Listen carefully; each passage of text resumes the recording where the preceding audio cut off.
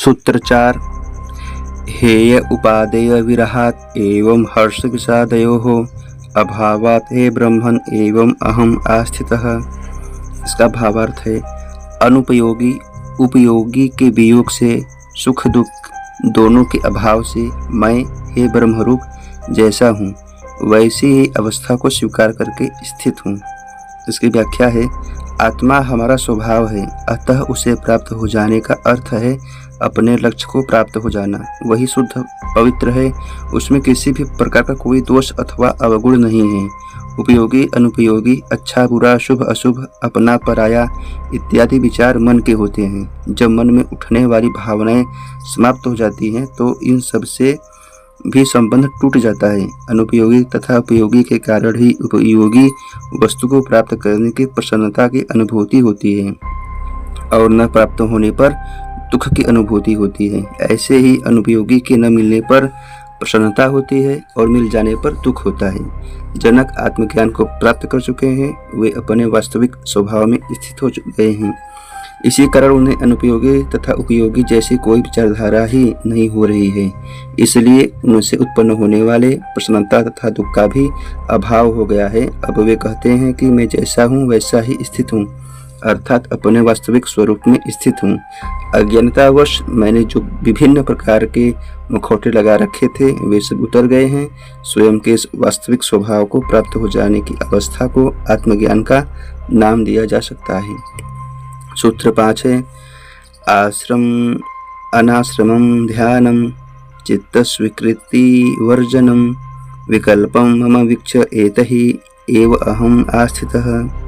इसका भावार्थ है ब्रह्मचर्य, गृहस्थ, वानप्रस्थ एवं संन्यास आदि आश्रमों के कर्तव्य तथा अकर्तव्य को जानने वाला ध्यान में स्थित होकर स्वयं को सभी विषयों में सिकोड़ लेने की योग रूप साधना, विचारों द्वारा मन के द्वारा स्वीकार किए गए विषयों के त्याग करने की साधना से अपने अंदर उठने वाले विकल्पों को देखता हुआ मैं स्थित हूँ।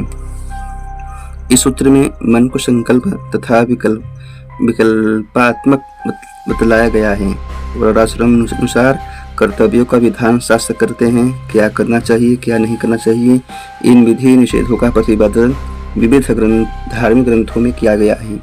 इन वर्ण आश्रमों द्वारा प्रतिपादित कर्मों को करते हुए संशय परक विकल्प बना ही रहता है।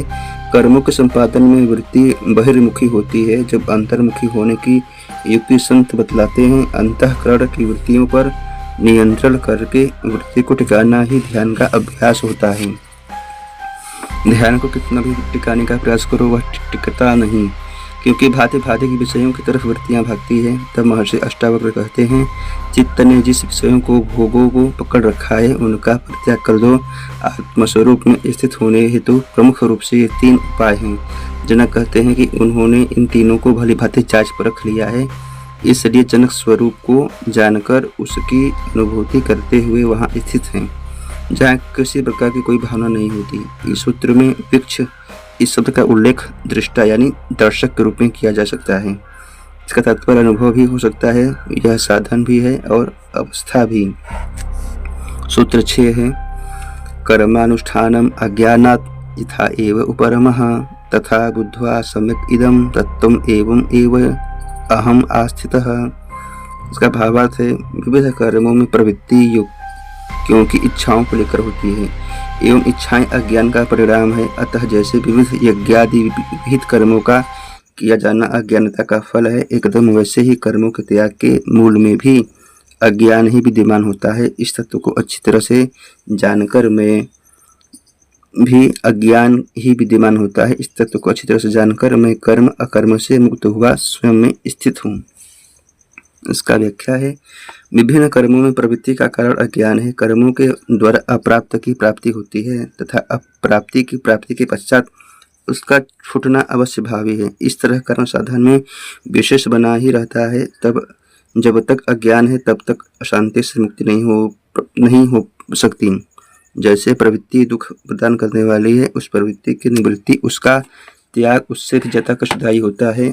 अज्ञान के बना रहने पर निवृत्ति की बात तो कही जा सकती है, परंतु वहाँ के प्रवृत्ति से मुक्ति नहीं मिल सकती अज्ञान पूर्वक निवृत्ति अनजाने में ही प्रवृत्ति की तरफ मुड़ जाती है। ऊपर कही गई बातों को जनक तत्व कहते हैं। तत्व वही होता है, यह अक्सर दिखलाई नहीं पड़ता, यह अध्यात्म जगत का रहस्य है। जनक कहते हैं इस तत्व को, रहस्य को अच्छी तरह से जानकर ही वे इस रूप में स्थित हैं। कर्म के इस रहस्य से जो परिचित है वही केवल आत्म तत्व को जानता है और उसमें स्थित रहता है। सम्यक रूप से जानने का अर्थ है निष्पक्ष भाव से जानना, जो जैसा है उसे उसी रूप में जानने का नाम है। सम्यक बोध प्रायः ऐसा होता है कि हम किसी को अपनी दृष्टि से जानते हैं, परंतु जनक ने कर्म के इस रहस्य को निष्पक्ष भाव से गहराई से अनुभव करके जाना है। सम्यक का अर्थ अतियों के मध्य में खड़े होना भी है, एकदम वैसे ही अवस्था जैसी बीड़ा के तारों की होती है, कसाव भी एवं ढील भी, दोनों अतियों के मध्य की अवस्था है सम्यक। सूत्र 7 है अचिंत्यम चिंत्यमानः अपि चिंता रूपम भजति असौ त्यक्त्वा तद्भावनम तस्मात् एवं अहम आस्थितः। इसका भावार्थ है ब्रह्म अचिंत्य है, अर्थात मन बुद्धि के द्वारा जिसका चिंतन नहीं किया जा सकता वह ब्रह्म है, परंतु पुरुष उसमें चिंतन की भावना करता है और उसका चिंतन करता है, जबकि मैं उस अचिंत्य के चिंतन की भावना का परित्याग कर त्यागने के परिणाम स्वरूप स्वयं के स्वरूप में स्थित हूँ। जीव को इस बात का ज्ञान होता है कि आत्मा अचिंत्य है, अर्थात आत्मा चिंतन का विषय नहीं है, लेकिन फिर भी वह उसका चिंतन करता है। अचिंत्य को चिंतन का विषय बनाने हेतु तो वह भावना का सहारा लेता है। यही कारण है कि साकार तथा सगुण उपासना आराधना के में भावनाओं की प्रधानता होती है। भाव करते समय, चिंतन करते समय यह माना जाता है कि भाव से निर्भाव की अवस्था बनती है। चूंकि जनक को आत्मानुभूति हो चुकी है, इसलिए उन्हें ऐसा करने की कोई आवश्यकता नहीं है। अनुभव बताता है कि उस भाव में ही साधक बंध जाता है और जो जैसा है उसे वैसा ही जानने समझने हेतु भाव करने की क्या आवश्यकता है। उसे उसके वास्तविक स्वरूप में क्यों न देखा जाए। अतः अचिंत्य को चिंतन का विषय बनाने की भावना बनाने और फिर उसको त्यागने की बात को नकारते हुए कहते हैं कि वे जानकर स्वस्वरूप में स्थित हैं।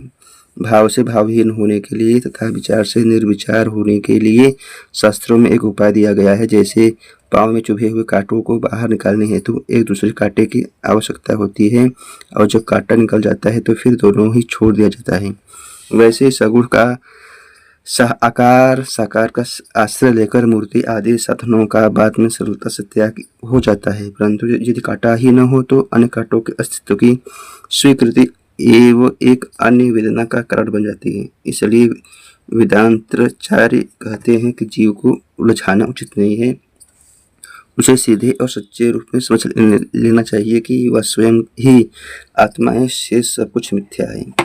सूत्र 8 है एवमेव कृतं येन स कृतार्थो भवेदशो एवमेव स्वभावो यह स कृतार्थो भवेदशो। इसका भावार्थ है जिसने साधनों के क्रियाहीन स्वरूप को अर्जित किया है वह पुरुष कृतार्थ हो जाता है, वह पुरुष भी कृतार्थ हो जाता है जो ऐसे ही स्वभाव वाला है।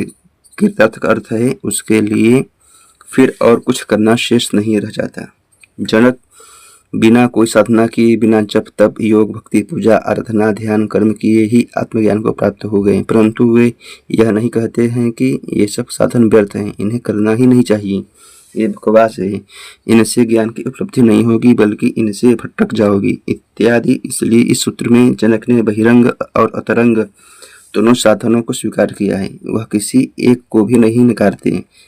जिस प्रकार शिक्षा में हर कक्षा की एक जैसी उपयोगिता होती है, किसी को भी उत्तम मध्यम अथवा निम्न श्रेणी का नहीं समझना चाहिए, वैसे ही साधन में भी होता है। इसी सभी प्रकार की साधना का अपना अपना महत्व होता है। इसी क्रम में जनक आगे कहते हैं यह आत्मा क्रिया नहीं करती है, इसके क्रिया रहित स्वरूप को जिसने ऊपर दिए गए साधनों के द्वारा प्राप्त किया है वह पुरुष कृतकृत्य है, उसे भी आत्मानुभूति होगी, उसके द्वारा भी किया गया प्रयास सफल होगा। साधना के द्वारा प्राप्त करना भी एक मार्ग ही है, इसका जनक तिरस्कार नहीं कर रहे हैं, किंतु जो भाव से स्वभाव वाला है, आत्मभाव वाला है, जिसका स्वभाव ही आत्मत्व है, वह तो कृतार्थ है ही, इसमें कहने की क्या बात है। ऐसा आत्मभाव और मनुष्य की महाज्ञानी होता है, फिर चाहे वह स्वयं की स्वभाव से प्राप्त हुआ हो या किसी साधन के द्वारा प्राप्त हुआ हो, प्राप्ति में कोई अंतर नहीं होता। मार्ग तो अनेक है परंतु मंजिल एक ही है।